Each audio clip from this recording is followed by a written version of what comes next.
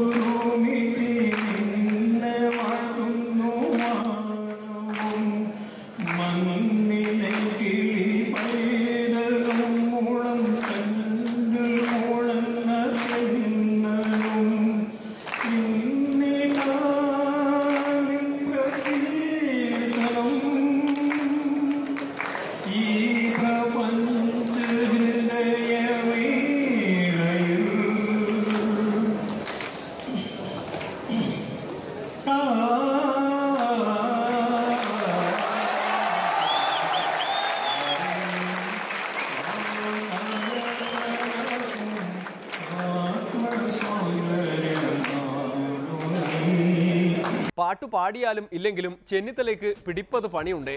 പഞ്ചായത്ത് വിഭജനത്തിൽ മനം നൊന്ത മുസ്ലിം ലീഗിനെ അനുനയിപ്പിക്കണം.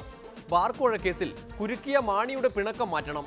എല്ലാം കഴിഞ്ഞാലും അടുത്ത മുഖ്യമന്ത്രി കസേര എന്ന സ്വപ്നം നടപ്പാകുമോ എന്ന ആശങ്ക ബാക്കി നിൽക്കുകയും ചെയ്യും. മറ്റ് ആശങ്കകളുമായി നാളെ വീണ്ടും കാണാം. അതുവരെ നന്ദി, നമസ്കാരം.